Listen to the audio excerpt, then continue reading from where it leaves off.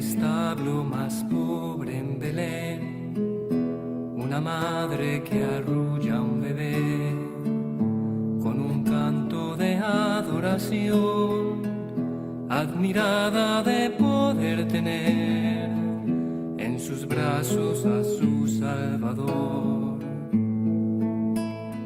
Duerme Jesús, que la aurora ya llega a Belén, una estrella te viene a alumbrar, para que todos te puedan ver. Duerme ya mi Jesús Emmanuel, mi tesoro y mi Salvador.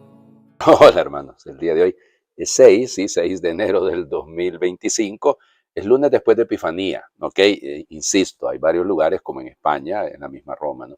Que se va a celebrar el día de hoy, la Epifanía del Señor, pero recuerden que ha sido una disposición pastoral bella, correcta, si lo quieren, el que normalmente se celebre el domingo entre el 1 y el 8 de enero, para así darle una mayor participación a los fieles. Si, por ejemplo, celebrásemos aquí en mi país hoy el Día de la Epifanía, vendría muy poca gente a la iglesia. Es decir, vendría, pero muy pocos en relación a el día de ayer, que es distinto, ¿no? Ha habido muchísima más gente. Por eso, bueno, ok, les voy a hablar hoy de una santa. Ya van a decir, ahí va el Padre, está empezando el año, ya va el Padre. Pues sí, Santa Rafaela María del Sagrado Corazón de Jesús. ¿Cómo la van? ¿Cómo la ven de ahí? ¿Cómo les quedó el ojo? Dirían, pues sí, como no voy a hablar de una santa que hasta su nombre lleva el Sagrado Corazón de Jesús. Bueno, Rafaela María nace en un pueblito de Córdoba que se llama Pedro Abad en marzo de 1850. Fíjense, oigan, es una familia bastante numerosa, porque fueron 10 hermanos varones y solo 2 mujeres, ella y su hermana Dolores. Ella es la menor de, de los 7 hijos que sobrevivieron, de don Ildefonso y de doña Rafaela.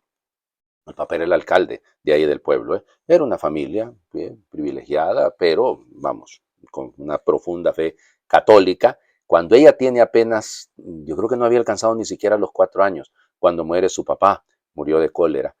Imagínense ustedes. Y luego, fíjense bien, también cuando ella está muy pequeña, pues va a morir su mamá, porque ella va a morir en 1869, o sea que también está todavía muy joven. Bueno, resulta que ella desde pequeña mantiene un profundo amor a la Eucaristía, ¿no? Iba todos los días a la ermita que estaba ahí en su pueblo. Parece ser que siempre iba con su hermana Dolores y con la mamá.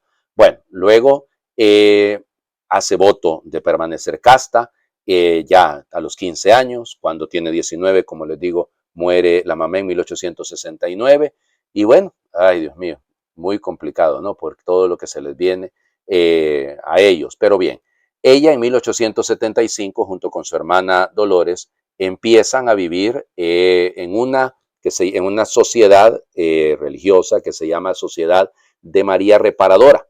Y ahí vendrá precisamente lo que significará el cambio de su nombre. En 1800, 2 años después creo, 1877, pues ella y su hermana inician una nueva congregación que se llama Hermanas Reparadores del Corazón de Jesús. Y entonces sigue evidentemente la devoción profunda y la razón de ser de la devoción al Sagrado Corazón de Jesús, que es para reparar todos los daños que podíamos y que le hacemos al Señor Jesús. Luego, finalmente es aprobada y el nombre que tienen hasta el día de hoy es Esclava del Sagrado Corazón de Jesús. Hubo ahí un encontronazo un poco difícil y prácticamente la congregación se dividió, pero bueno.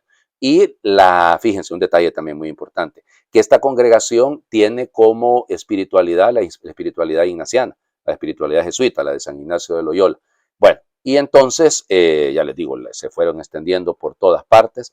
El problema es que, y fíjense, esto es muy importante, un detallote delicadísimo, ¿no?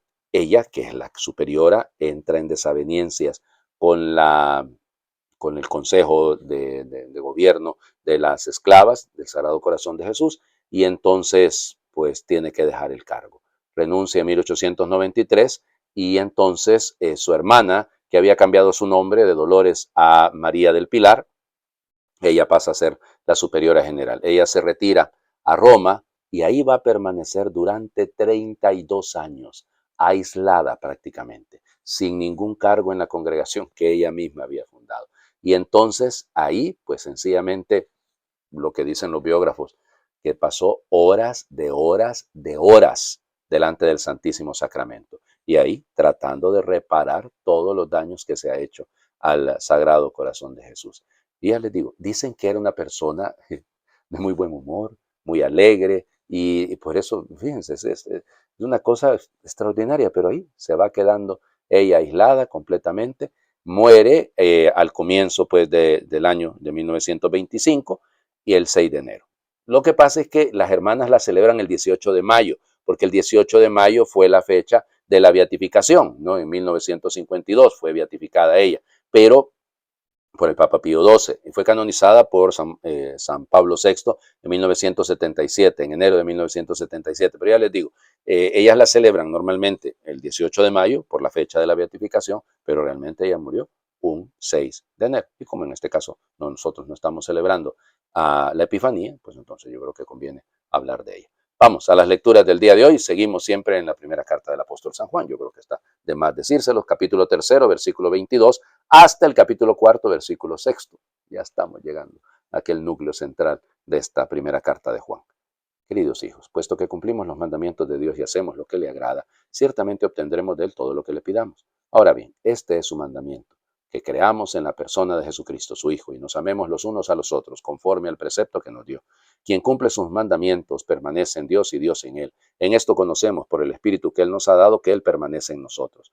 Hermanos míos, no se dejen llevar de cualquier espíritu, sino examinen toda inspiración para ver si viene de Dios, pues han surgido por el mundo muchos falsos profetas. La presencia del Espíritu de Dios la pueden conocer en esto. Todo aquel que reconoce a Jesucristo, palabra de Dios hecha hombre, es de Dios. Todo aquel que no reconoce a Jesús no es de Dios, sino que su espíritu es del anticristo. De este han oído decir que ha de venir, pues bien, ya está en el mundo. Ustedes son de Dios, hijitos míos, y han triunfado de los falsos profetas, porque más grande es el que está en ustedes que el que está en el mundo. Ellos son del mundo, enseñan cosas del mundo y el mundo los escucha, pero nosotros somos de Dios y nos escucha el que es de Dios. En cambio, aquel que no es de Dios no nos escucha. De esta manera distinguimos entre el espíritu de la verdad y el espíritu del error. Palabra de Dios, te alabamos, Señor. Me quedo con esto último, el espíritu del error, el espíritu de la verdad. Esto es clave. Siguen los círculos, si ustedes se fijan, está diciendo lo mismo, ¿no? Desde el inicio estamos repitiendo las mismas cosas del Evangelio, de la primera carta de Juan. Va lo mismo, si cumplimos los mandamientos. El que dice que ama a Dios y no ama a su prójimo, el que los mandamientos, amar. Pero fíjense, la clave es creer en la persona de Cristo resulta en amar. Ambas cosas van juntas. Por eso lo insiste él, que el que dice que conoce a Cristo, evidentemente, pero que luego no cumple los mandamientos, pues evidente está, es un mentiroso. Por eso él pide que no nos dejemos engañar por los falsos profetas. Este versículo puede leerlo usted en el siglo I, en el siglo X, en el siglo XV, en el siglo XXI, y es lo mismo. Hay que tenerle mucho cuidado a los falsos profetas. ¿Cómo se les reconoce? Porque ellos hablan del mundo. Es que hablan de las cosas del mundo, no hablan de Jesucristo. Ya les digo, a veces uno se encuentra con esos predicadorcitos que más parecen motivadores, es decir, son personas que alientan el espíritu, pero de Cristo no hablan, ¿ya? No hablan de Cristo. Son falsos profetas y son un montón, ¿ya? Y a la gente le gusta escuchar. Es que qué bonito habla ese predicador, qué bonito habla esa predicadora, esa pastora, qué bonito habla ese. Ténganle mucho cuidado, ¿eh? Es que no es un asunto es que no es el evangelio al que yo me debo, perdón, no es el evangelio que se acomoda a lo que yo quiero, sino que soy yo el que debe no acomodarme, sino vivir según el evangelio. Por eso, fíjense, ustedes, hijitos míos, han triunfado sobre los falsos profetas. ¿Recuerdan aquello que decía, ustedes han vencido al demonio? Aquí habla otra vez del anticristo. Ya lo decía, el anticristo no hay que estarle esperando que va a venir por ahí o va a aparecer en un niño o lo que sea. No, no, no, no. Es que ya está entre nosotros, porque cuantas veces somos contrarios a la palabra de Dios, somos contrarios a la voluntad de Cristo, pues estamos en eso. Ya, ellos son del mundo. Acuérdense que aquí también entra en juego, muy probable, no muy probablemente, ciertamente, el hecho de la división interna de la comunidad juánica, porque había un grupito que predicaba cosas que no eran lo que Dios quería, que no era lo que Dios decía, y entonces ahí va el punto, pues. Y eso nos sigue pasando, insisto, ¿ya? aquel que no es de Dios no nos escucha. No nos escucha. Qué facilito se distingue eso, ¿verdad? Cuánta gente que se resiste a la verdad, que se resiste a la palabra de Dios, que se resiste a el evangelio de hoy. Mateo, capítulo 4, versículos del 12 al 17 y luego del 23 al 25. Al enterarse Jesús de que Juan había sido arrestado, se retiró a Galilea y dejando el pueblo de Nazaret se fue a vivir a Cafarnaúm, junto al lago, en territorio de Zabulón y Neftalí, para que así se cumpliera lo que había anunciado el profeta Isaías: tierra de Zabulón y Neftalí, camino del mar, al otro lado del Jordán, Galilea de los paganos. El pueblo que caminaba en tinieblas vio una gran luz, sobre los que vivían en tierra de sombras, una luz resplandeció. Desde entonces comenzó Jesús a predicar diciendo: conviértanse porque ya está cerca el reino de los cielos. Y andaba por toda Galilea enseñando en las sinagogas y proclamando la buena nueva del reino de Dios y curando a la gente de toda enfermedad y dolencia. Su fama se extendió por toda Siria y le llevaban a todos los aquejados por diversas enfermedades y dolencias, y a los poseídos, epilépticos y paralíticos, y él los curaba. Lo seguían grandes muchedumbres venidas de Galilea, Decápolis, Jerusalén, Judea y Transjordania. Palabra del Señor. Gloria a ti, Señor Jesús. Qué rápido creció el niño, ¿verdad? Estábamos apenas celebrando la Epifanía ayer, los magos que llegan a ver al niño y lo adoran y ahora ya lo vemos predicando. Bueno, evidentemente, ay, esos años ocultos de Jesús entre los 12 y los 30 años, como piensa la gente, ¿qué habrá hecho? Se fue para la Cachemira, se fue para la India, se fue a saber, vino a América, van a decir los mormones. O sea, cualquier locura, no hay necesidad. No tenemos necesidad de... No, se fue por otra vez para Egipto o se fue a saber a las minas del rey Salomón. Es decir, tanta locura que se dice. No es necesario llenar estos espacios. Estuvo en su familia. ¿Ya? El banderillazo de salida de su misión es la muerte de Juan. La muerte de Juan el Bautista. Eso es lo que llamemos genera que él comience la predicación. Y su predicación es allá en Cafarnaúm. Ya no en Judea, sino en Galilea, la tierra de Zabulón y de Neftalí. Interesante también esto. Esto es profético, por eso acuérdense que Mateo tiene más de 140 y tantas citas directas del Antiguo Testamento. Su intención es esa, porque él es un judío escribiéndole a judíos. Y entonces el mensaje, ¿no? ¿Qué es lo que predica Jesús? Conviértanse, Madre de Dios, hombre, espérense, 5 de marzo, es el miércoles de ceniza. ¿Para qué estamos hablando de conversión ahorita? La conversión debe ser una actitud permanente. Ya está cerca el reino de los cielos. Y luego hace una síntesis del actuar de Jesús. Recorre todas partes, su fama se extiende, cura, alivia toda dolencia y lo sigue una gran muchedumbre, venida de todas partes. Pues sí, hombre, si ayer hemos celebrado la Epifanía, los reyes venidos de Oriente, los magos, perdón, venidos de Oriente, que nos indica, yo les decía, la universalidad del mensaje que viene de todas partes y va para todos. Bueno, seguimos en tiempo de Navidad. Sí, claro, sigue siendo tiempo de Navidad hasta el próximo domingo, ¿no? Entonces, lo digo esto para que no nos asustemos. ¿Ya? No tenemos por qué sorprendernos. Siempre estamos en el mismo tema.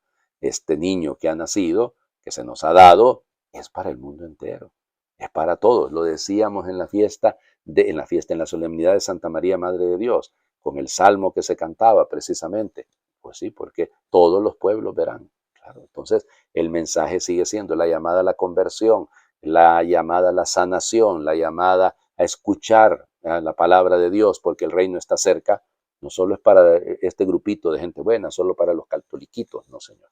Es para todos, nos abarca a todos. Todos tenemos que sentirnos llamados e involucrados. Les invito a hacer oración. Parecía que no había esperanza, que el mundo se resquebrajaba entre balas y trincheras. Un manto de olvido había cubierto la fraternidad.